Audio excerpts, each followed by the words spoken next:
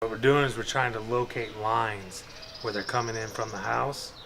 So we make sure as we're replacing this pipe, we grab all tie-ins so they're not left with a toilet that doesn't work. So what we're doing is we're testing lines, flushing toilets, running sinks, all that good stuff. Make sure we're not missing anything so we don't have to come back and work twice.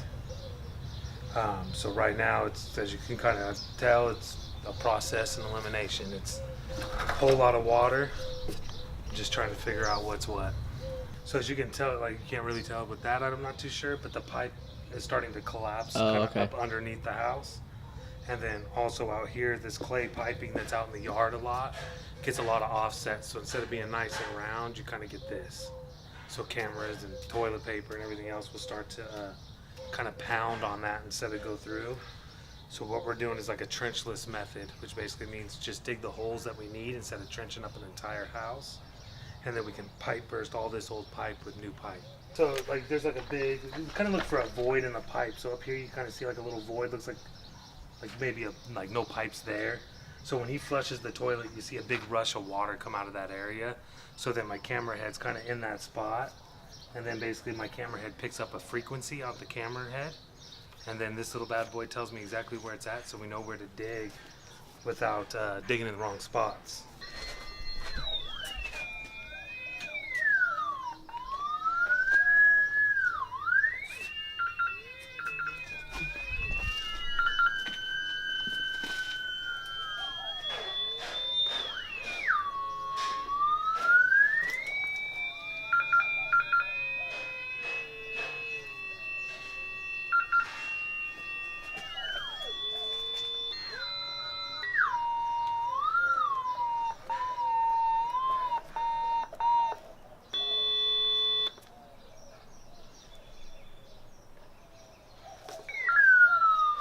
Of course, right where you guys they piled the dirt yesterday. Wow. So basically your best bet right now, Bubba, is we'll move this dirt over somewhere, whether move it that way or wherever. Fold all this back, start removing more pavers, and just kind of chase that line a little bit until you find it. It's not going to be, obviously, it's not too far from where we already are. Right. And then we'll kind of go from there. I'll flip the camera around and try to surf it back out, but I'm not too sure. I might hit the lip that's we've already found. So yeah, you're like, this thing's literally 45 and then coming up right there. What's up, Bubba? Probably gonna need a jackhammer. Ground hard is. Ground hard? Just to get through. It's just a little bit. You find you have one? Too much there. No, they put it on. Put them all on theirs. Yeah. You're fine. We'll go get them in a minute. You'll need one probably for out here anyway. So just actually, you know what he needs to do. Go get a tarp, start moving dirt. Right. Cool. All right. So basically that was going up underneath the house to see where tie-ins are. So now we're gonna start surfing towards the city main. This is kind of what the camera head looks like, all that good stuff. Nothing too fancy, just got a lot of good fiber optics in it.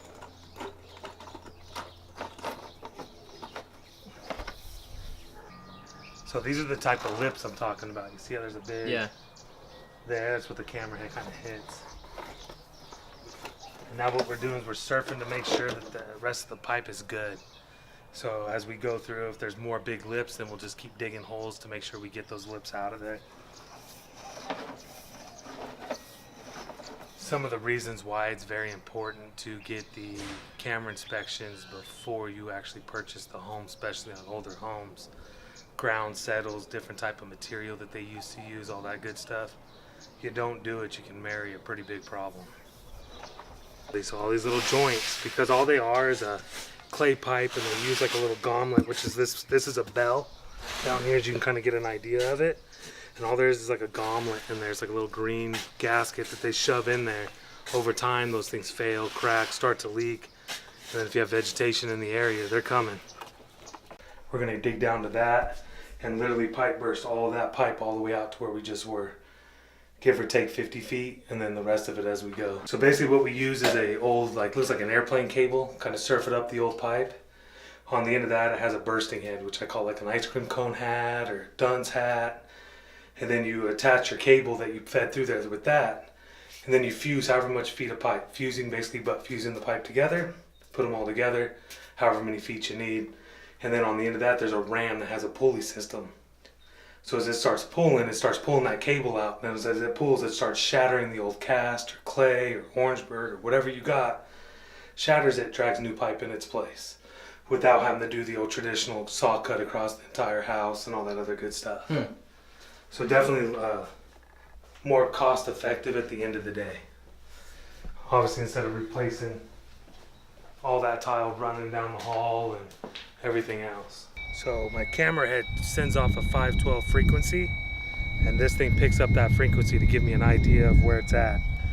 They're normally pretty accurate. Sometimes they say within a 2-foot radius is what it really is, but most of the time it's really within 6 inches to a foot. Unless you don't know how to use it.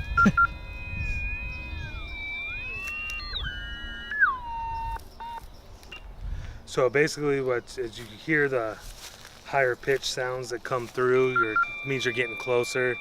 And then you hear the double deet deets. Those are what I call the fighting arrows, which basically means you're in the vicinity of where it's at.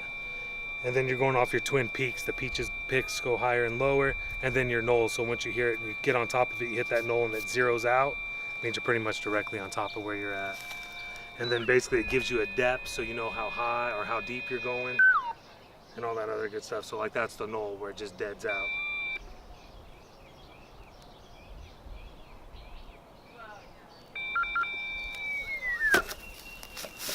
Gotta run and get some spray paint. As you can tell, the noise gets quieter as you go away from it, and it gets higher as you get closer.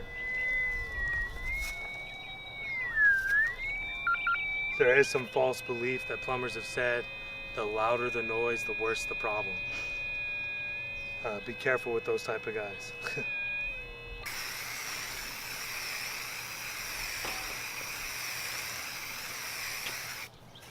The rest of it looked pretty good past that point. Looks like this tree got into some of it. The rest of it, there's no more roots or anything else. It's still clay. So we'll stop here, get that all fixed up. Rock salt the areas just to make sure with trees and stuff like that, they don't want to come back. Basically with rock salt, what it does is help deter the roots from coming back.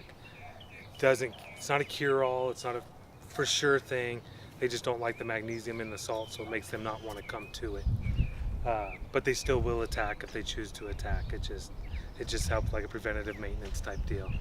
We just put it around our fittings to make sure it doesn't give another weak point. Just an extra barrier of defense is all. Other than that, it's just a lot of digging and a lot of pipe replacing. That's why it's very important. Before you buy a new build, it's the #1 investment you have, man. If you don't do your due diligence and do the things, especially on these older homes, you can be stuck with a $10,000 bill, which I don't think anybody wants.